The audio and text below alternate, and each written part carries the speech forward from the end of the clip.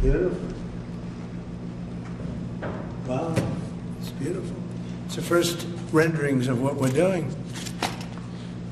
So I want to wish everybody a big hello and Merry Christmas and welcome to Mar-a-Lago for this exciting announcement of the new Golden Fleet. We're calling it the Golden Fleet that we're building for the United States Navy. As you know, we're desperately in need of ships. Our ships some of them have gotten old and tired and obsolete, and we're going to go the exact opposite direction.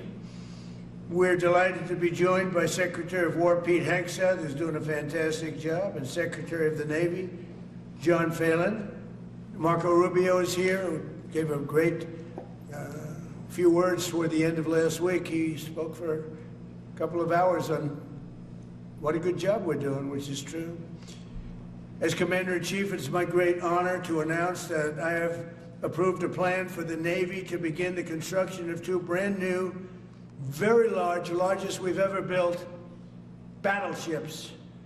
You know, you used to build the Iowa, the Missouri, the Wisconsin, the Alabama, many others. We had big battleships. These are bigger, but they will have 100 times they'll be 100 times the force, the power, and there's never been anything like these ships. These have been under design consideration for a long time, and it started with me in my first term, because I said, why aren't we doing battleships like we used to?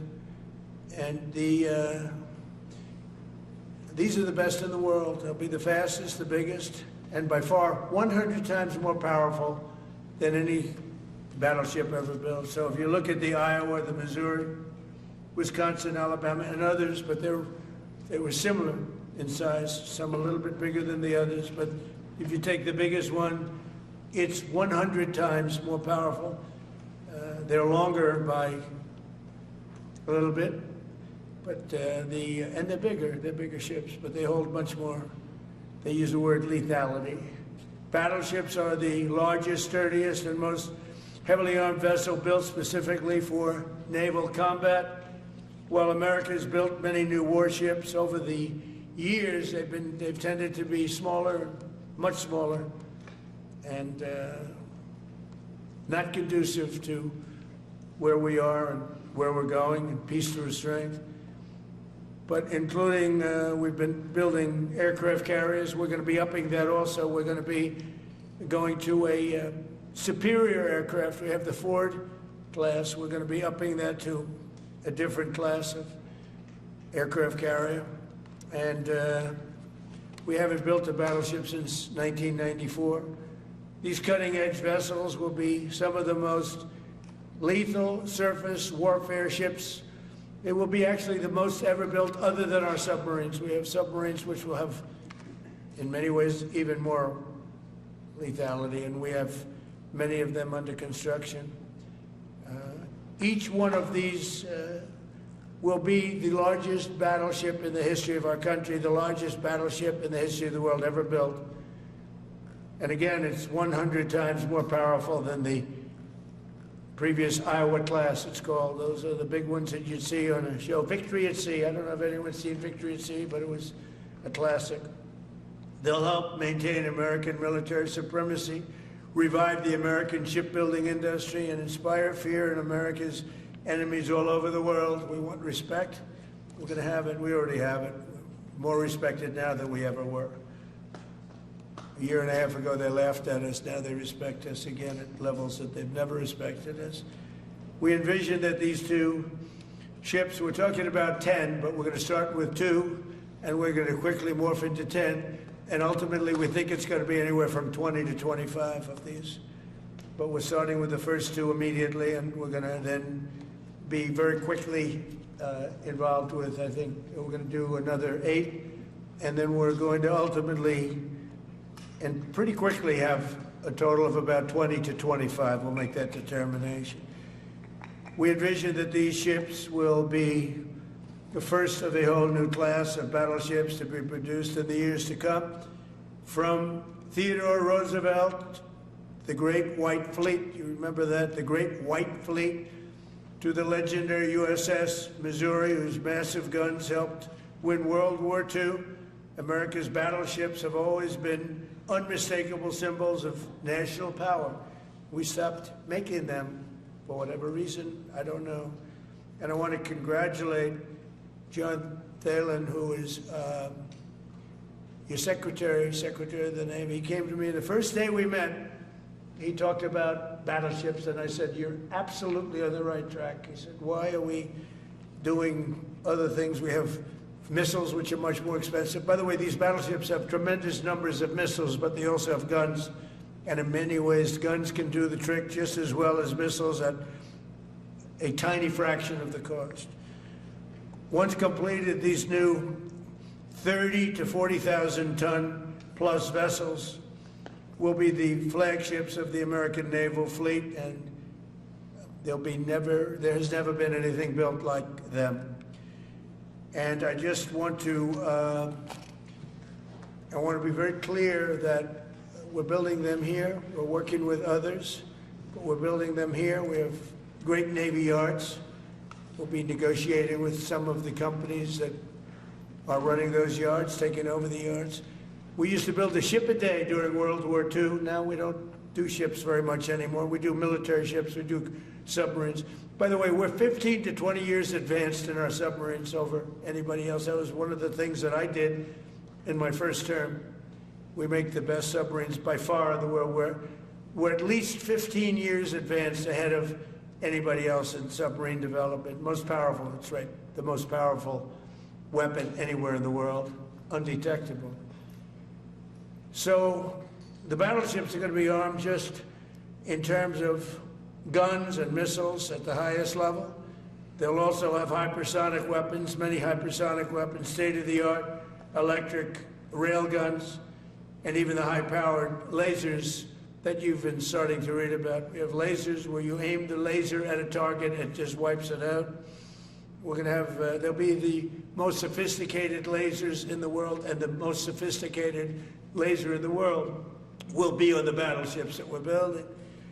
They'll also carry the nuclear armed, sea-launched cruise missiles currently under development, which will be instituted pretty quickly, but they're under development and they've proven to be extremely lethal. The U.S. Navy will lead the design of these ships along with me, because I'm a very aesthetic person, alongside our partners in American industry, and we're going to have Pete Hegseth and Marco and a lot of very talented people involved, but a lot of it's already been done. We've been doing this for months. The construction will create thousands of American jobs. We're going to have the jobs be created. I mean, already we have factories being built unrelated to this, although AI will be a big factor when it comes to these ships. They'll be very AI controlled. Today's announcement is yet another step in our mission to make the United States Navy stronger than ever before. Again, when you talk about 100 times the power of these massive ships that we had years ago, it's pretty amazing. And next week I'm going to meet with the defense prime contractors. I'm going to meet with them here, Florida. And we're going to be talking about production schedules because they're too slow. We have many countries, allies, that are wanting to buy. We make the greatest equipment in the world by far. Nobody's even close, but they don't produce them fast enough. So we're going to be meeting with them to talk about the production schedules. We're going to have strong production schedules. And the only way they're going to be able to do that is to build new plants. Even with the F-35, we have many people who want the F-35 fighter jet, and it takes too long to deliver them to allies or to ourselves. It takes too long. The only way they're going to be able to deliver them is if they build new plants. They don't want to build new plants because that's expensive. So we're going to be discussing production schedules.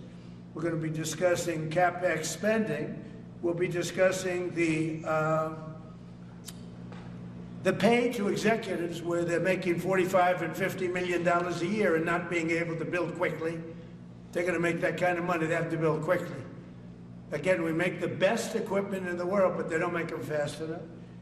And we're going to be also discussing dividends. We want the dividends to go into the creation of production facilities. So we'll be talking about all CapEx, dividends, and the pay.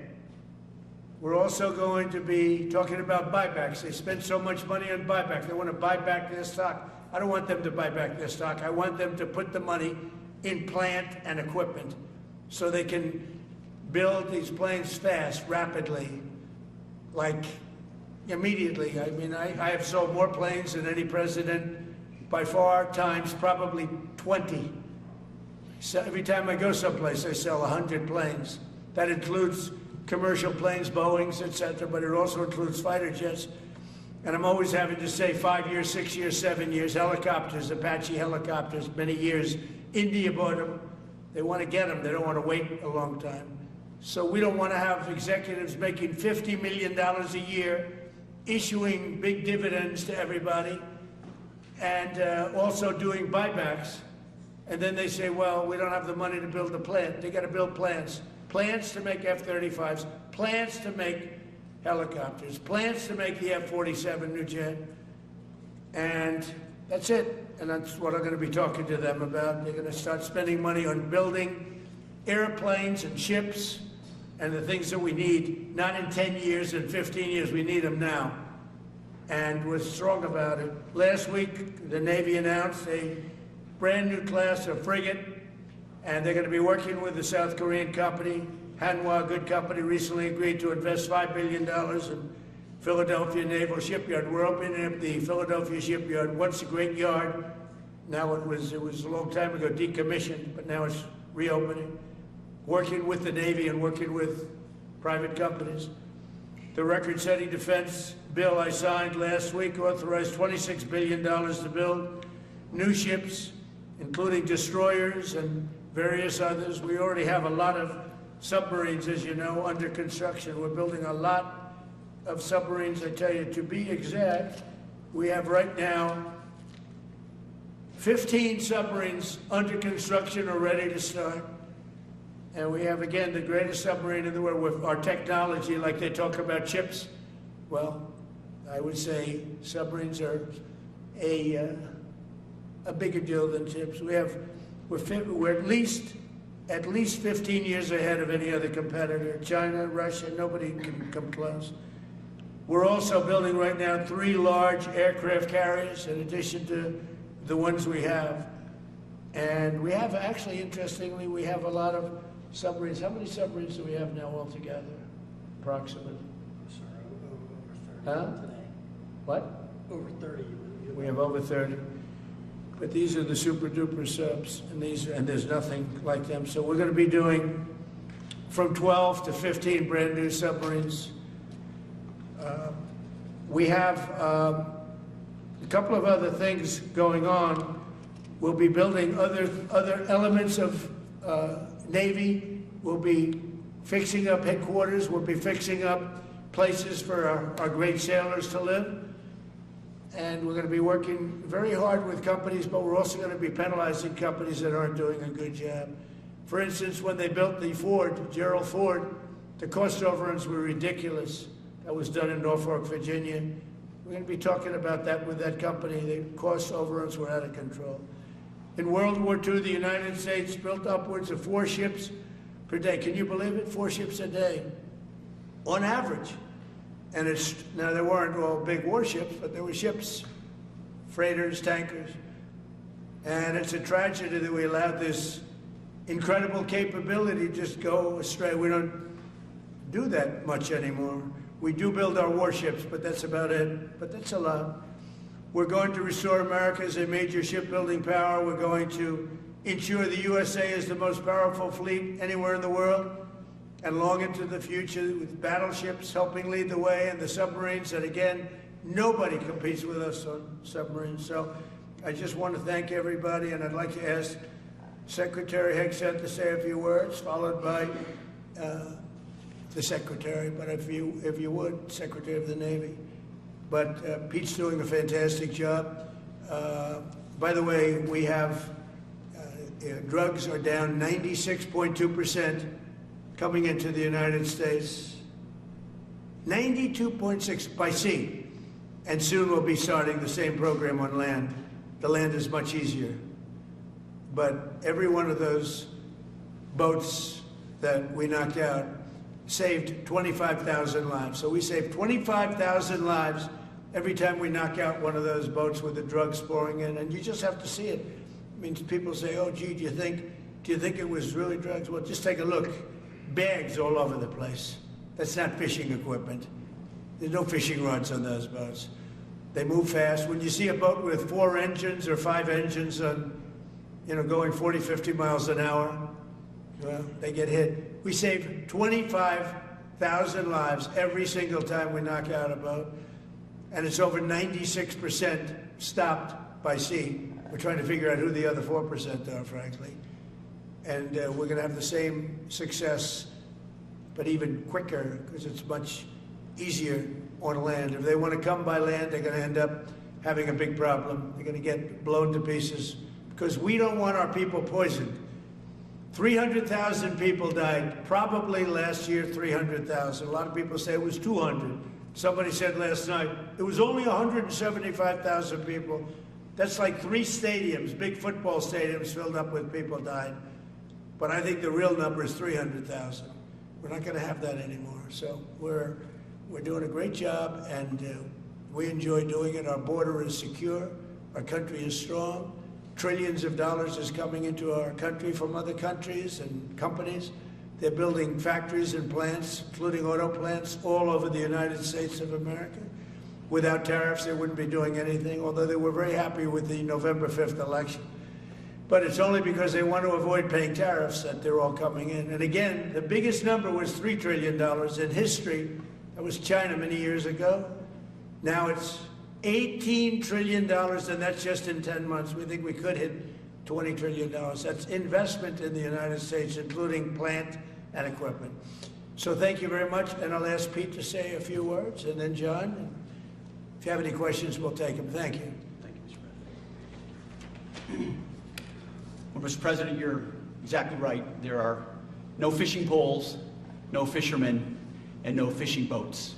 Just drug dealers and narco-terrorists. And with every strike, we're saving American lives. No other president is willing to do real deterrence. That's exactly what's happening. It's an honor to be here, Mr. President, Mr. Secretary, Secretary Rubio, to talk about what peace through strength really looks like. You can talk about it, or you can invest in it, and you can build it. And that's exactly what President Trump is doing. At the Department of War, we're restoring the warrior ethos. In fact, the President mentioned the NDAA. We put into law merit-based. We put into law getting rid of DEI and political correctness. That's now part of how our military operates. And you've seen it in record recruiting in the spirit of the Department of War. We're rebuilding the military. President Trump did it once. He's doing again with historic investments today in shipbuilding.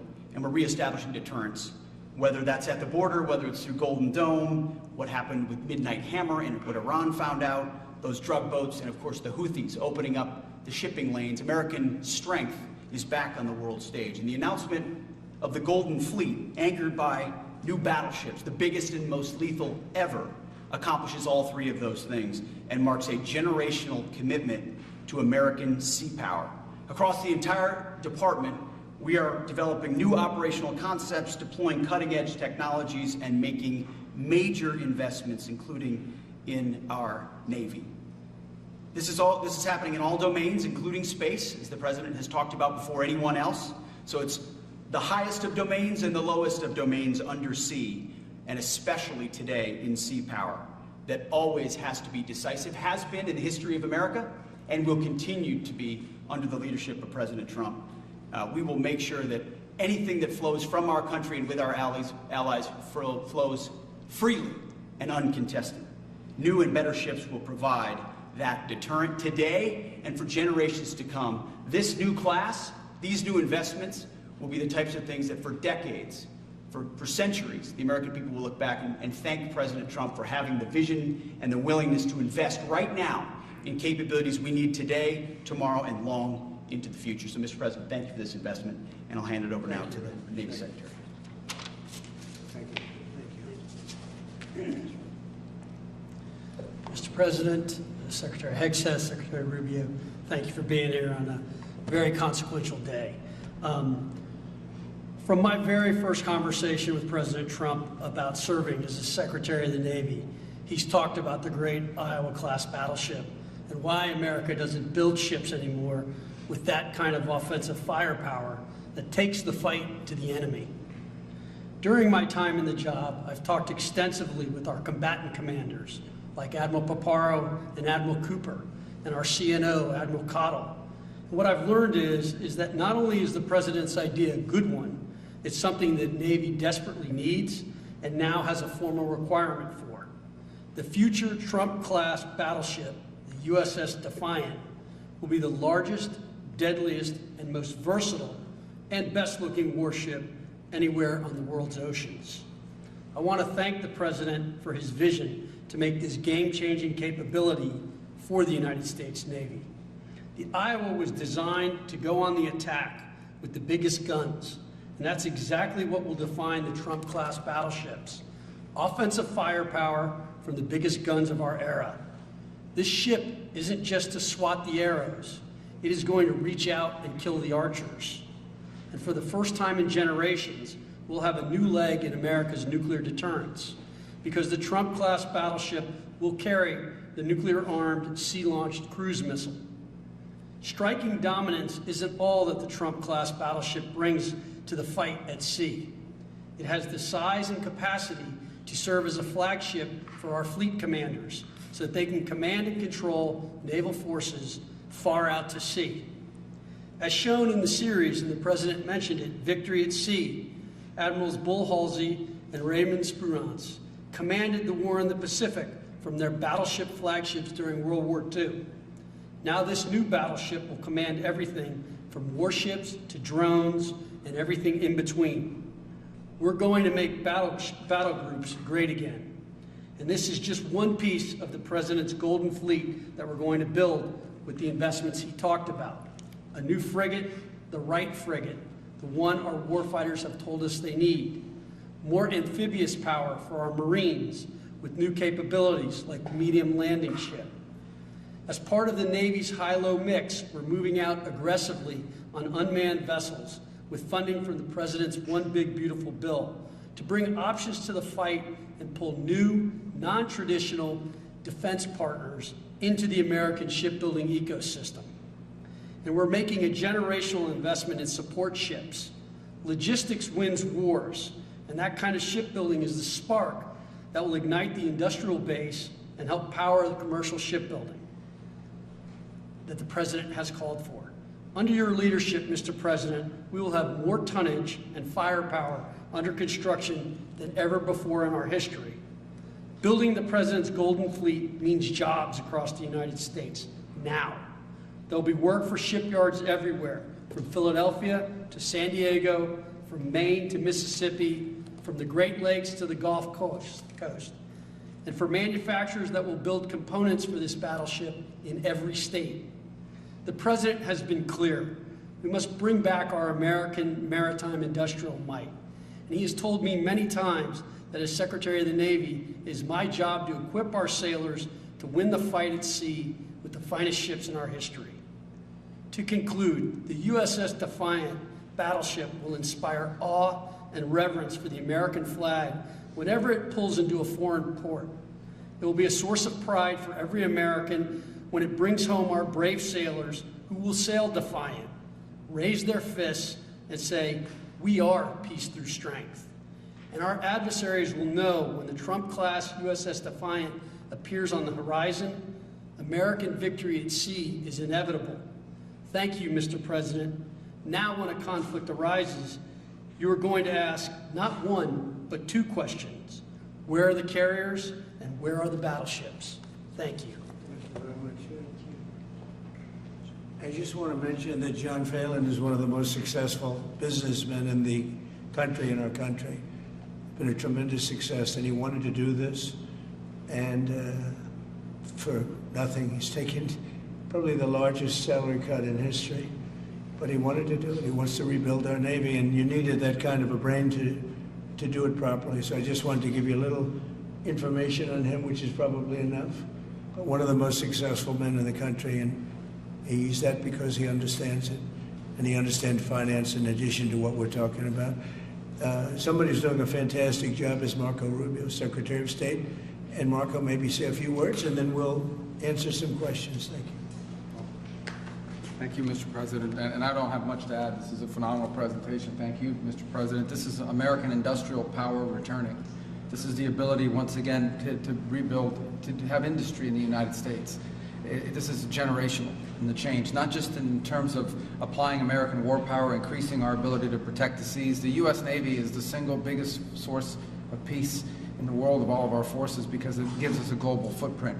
But it rebuilds American industrial capacity. The ability to make things again in our country has been critical to what the President's agenda has been all about, and this is a tangible reminder of it. And I know the country's grateful for it, and generations of Americans will be grateful for it. So thank you.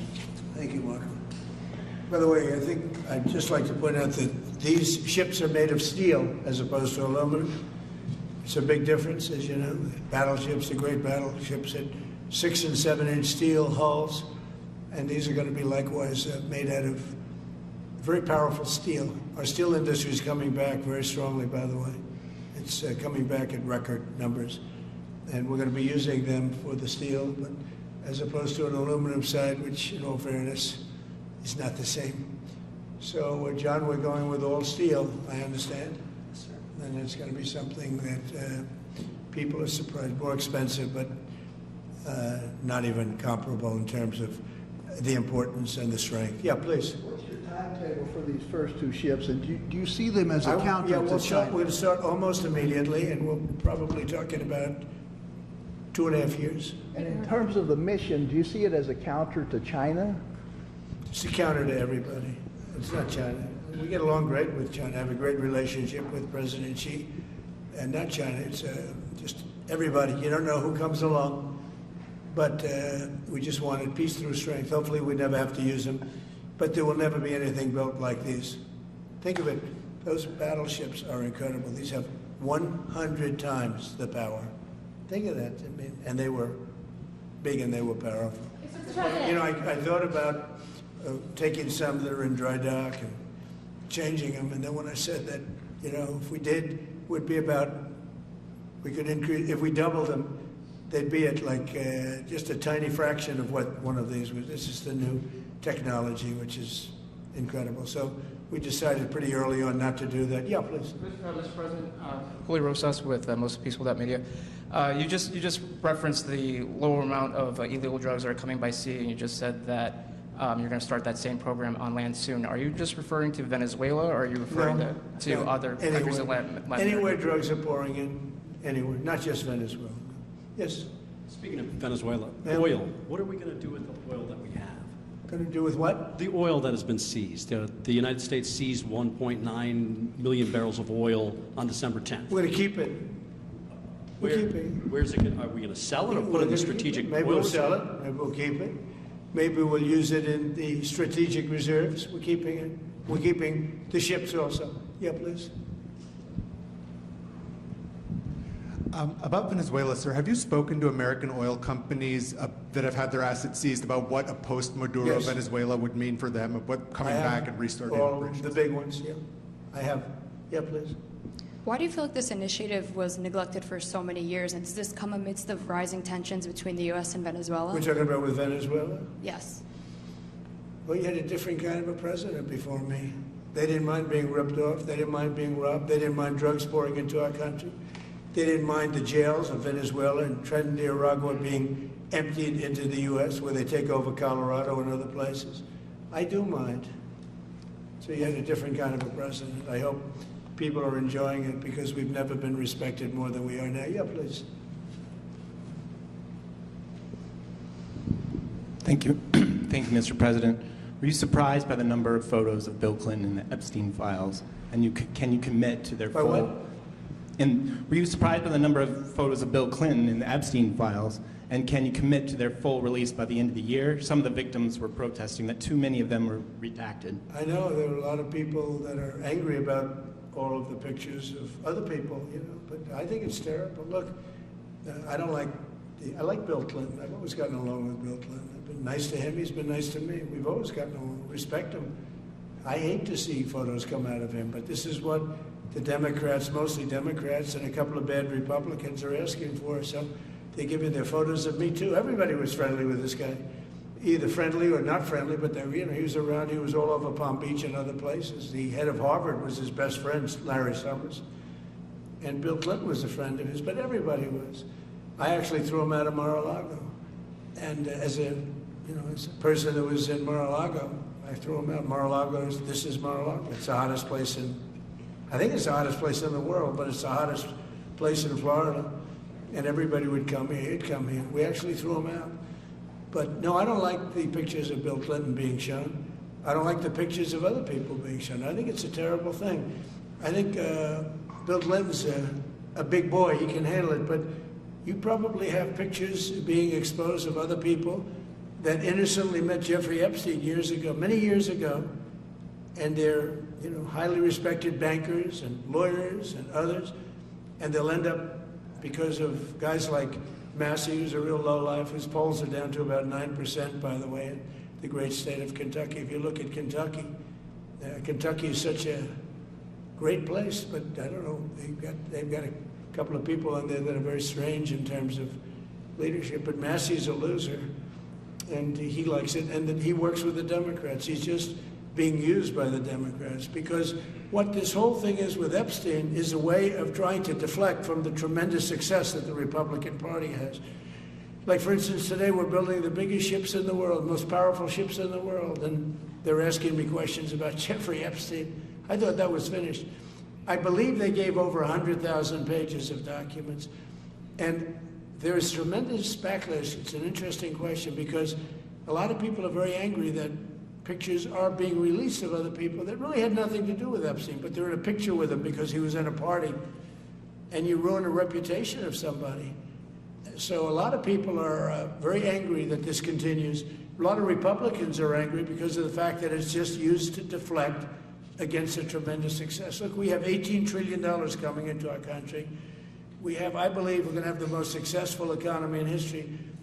We inherited a mess. Now prices are coming way down. Gasoline is less than $2 in some states. $1.99, $1.97, $1.95 a gallon. $1.95. Think of that. A gallon. Nobody ever thought they'd see that. They don't want to talk about that. They want to talk about Epstein. And the problem is a lot of Democrats are being caught up in the web, like Larry Summers. Larry Summers was the head of Harvard. He's now been forced to resign from every board he's on, and he was thrown off the Harvard board.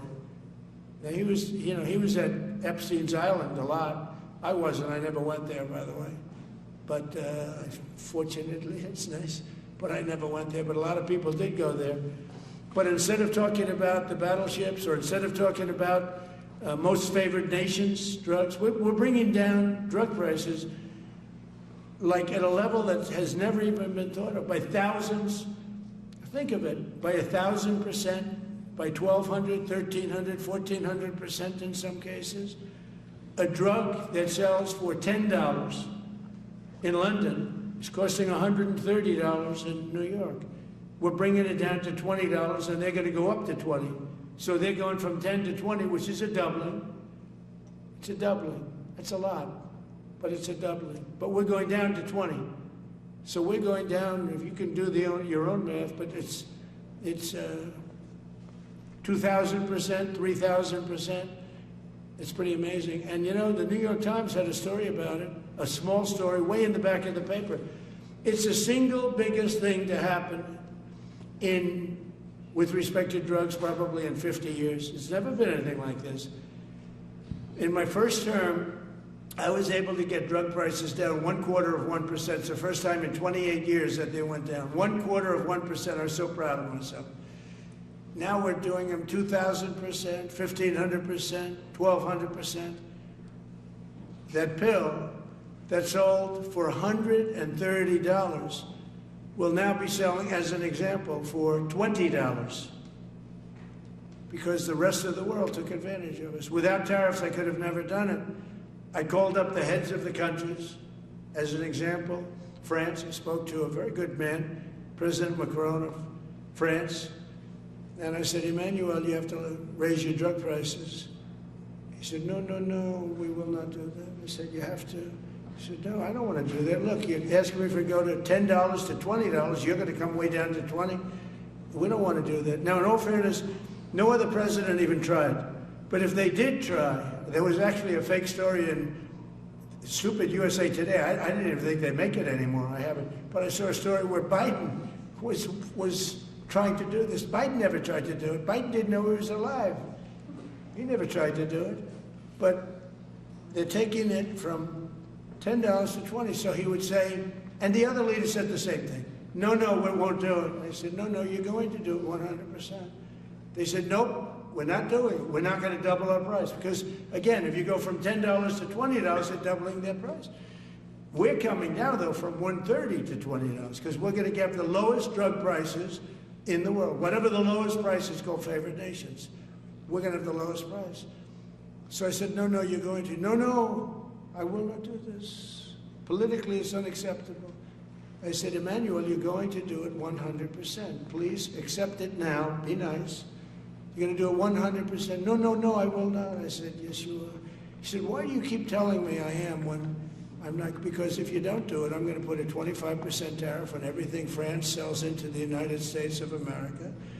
And that's approximately 20 times more than I'm asking for with respect to drug prices. He said, I see. I agree to do it.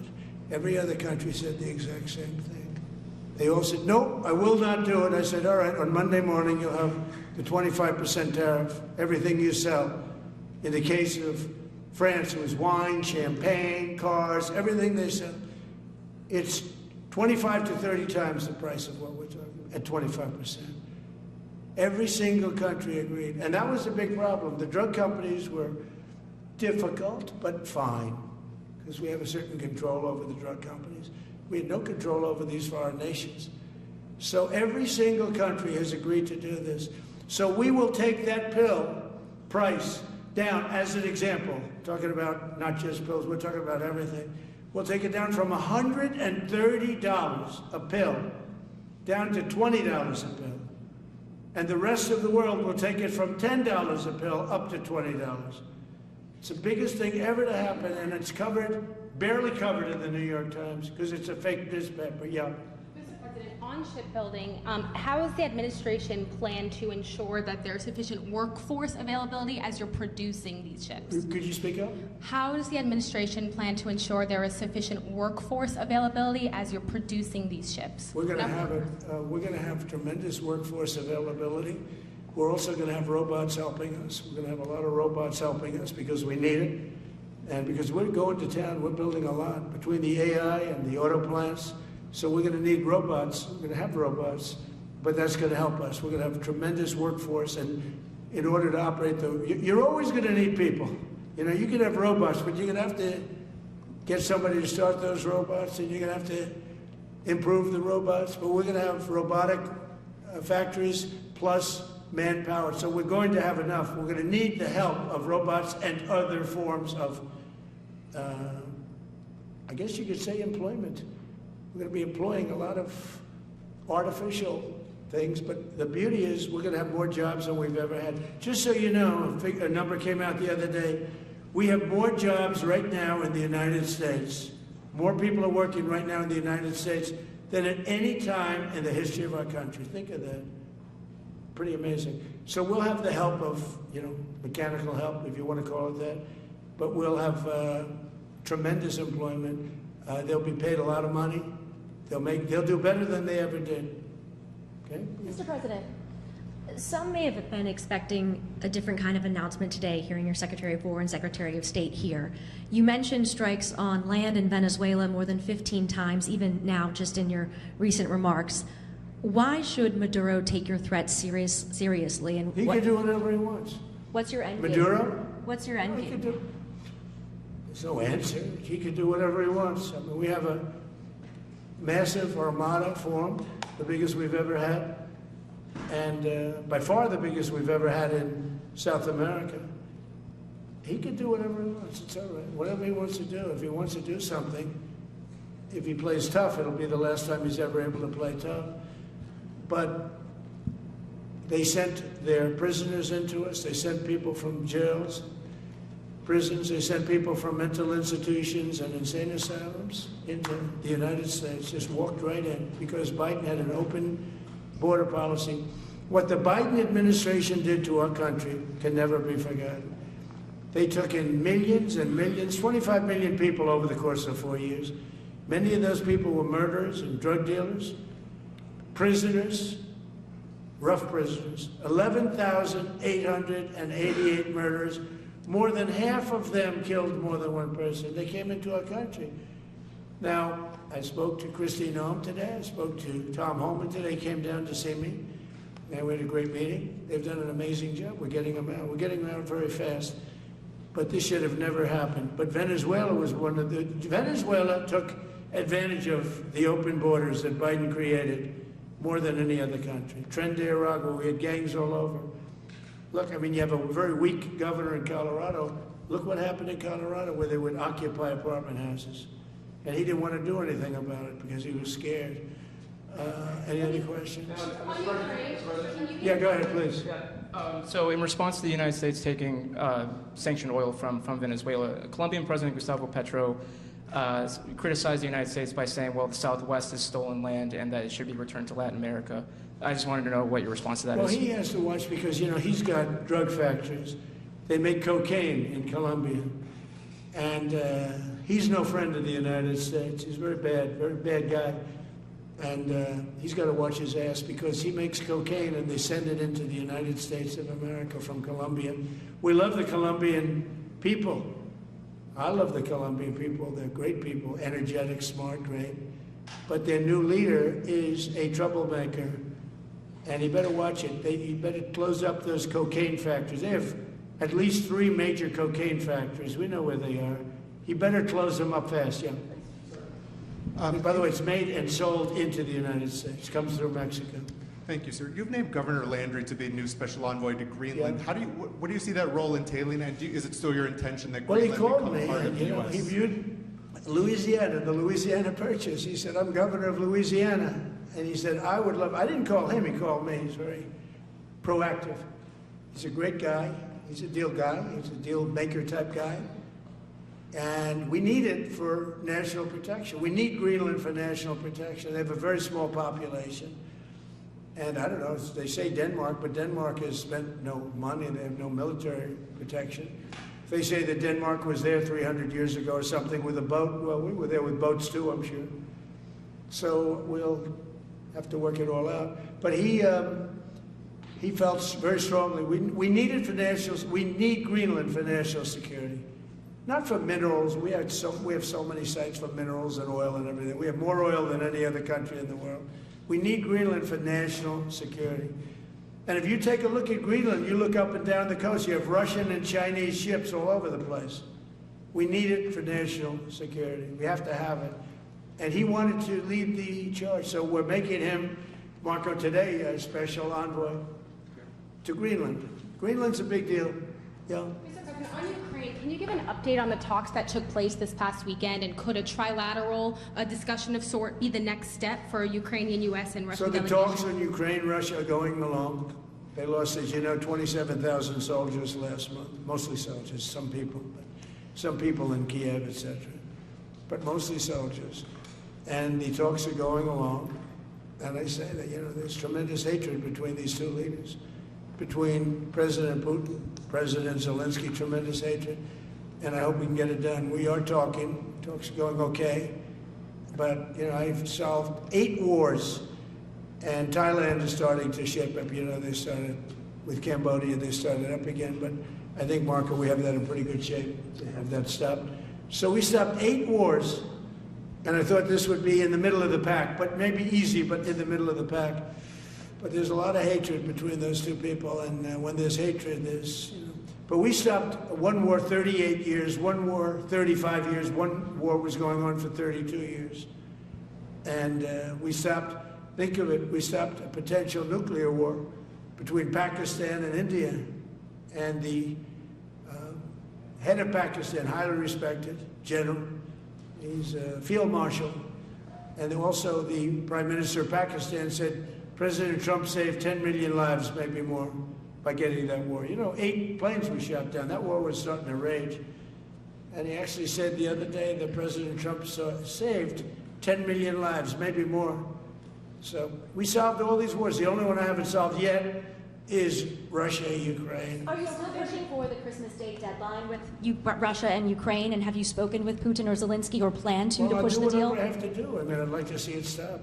Look, we don't lose any money on that war anymore. You know, Biden gave $350 billion, and who knows what happened to it. We now sell missiles, planes, all of the best military equipment. We sell it to NATO. We got NATO to go from 2% GDP to 5%. Nobody believed that to this day. Nobody's going to write that. Nobody believed it. And they take that money and they pay it to the United States for weapons. So we sell weapons to NATO. We sell full price. We sell weapons to NATO, and NATO takes those weapons and probably distributes them, but gives a lot of them to Ukraine. So we don't lose any money like we did with Biden. He was spending money like a fool. He was a fool. What he did to our country is so horrible. But he gave $350 billion between cash, gave a lot of cash, $350 between cash and weapons. You remember at the beginning of that whole thing, I gave them javelins. Javelins are the anti-tank busters. And President Obama at the time gave them sheets. I gave them javelins. They gave them sheets. But you know, the bottom line is time for, I think they're all tired of that war. Everyone's tired of that war. It's got to stop. Yeah, please. The U.S. was in active pursuit of a sanctioned oil tanker yesterday. Are you able to share what became of that tanker? Was the U.S. able to seize it? No, it's moving along, and we'll end up getting it. Yeah, we're actually pursuing it. Can you imagine? Because it came from the wrong location. It came out of Venezuela, and it was sanctioned. Yeah, The please. ultimate goal in Venezuela to force Maduro from power. Well, I think it probably would. I can't tell that. That's up to him what he wants to do. I think it would be smart for him to do that. But again, we're going to find out. Look, Venezuela did terrible things to the United States. They sent hundreds of thousands of people, millions of people, into our open border. They sent their criminals, they sent their prisoners, they sent their drug dealers, they sent their mentally insane and incompetent people into our country more than any other country. Others did too. The Congo did. Others did too. And we just let them come right in because we were run by a stupid president. But you don't have a stupid president anymore. Mr. President, have you set up the meeting with the health care insurers just yet? And what are you hoping to get? How I'll are be you setting hoping it to up. lower I think we're costs? going to meet with the healthcare insurers, the insurance companies. So what I'm asking for in healthcare is very simple. Obamacare is a disaster. I call it the Unaffordable Care Act. Unaffordable as opposed to, it's unaffordable. They're going to have a tremendous increase in premiums, which is Obamacare, which is them, the Democrats' fault.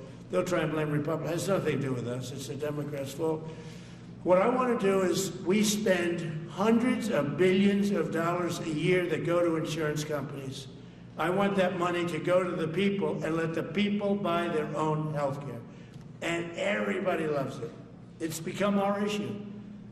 Now, before I do that, I'll meet with the insurance companies, just as I met with the drug companies. As you know, we're meeting with 4 other drug companies, Johnson & Johnson.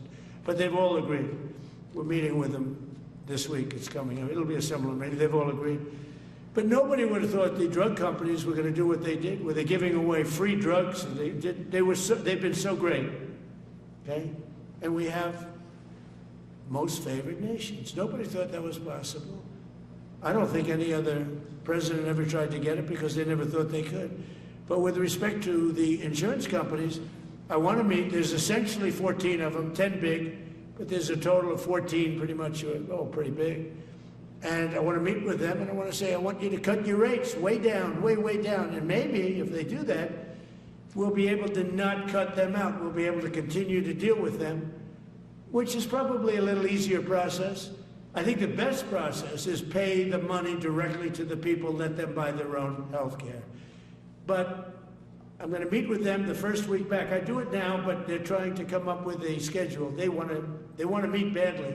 They've told me. But they want to come up with a schedule. I said, make it a good schedule. Your rates have to come way down. We're also going to meet with other insurance companies because under Biden, the insurance rates have gone through the roof. Auto insurance, home insurance. I mean, insurance companies are making far more than they're entitled to make. So we're going to be doing that. But just in the meantime, we'll be meeting with the insurance companies in the first week, the first few days back in Washington, because they're trying to come up with a proposal that will satisfy me. Thank you very much, everybody. Appreciate it. I hope you're going to enjoy the battleships. They're going to be beautiful. Thank you. And have a great Christmas if I don't speak to you. Thank you very much. Thank you very much.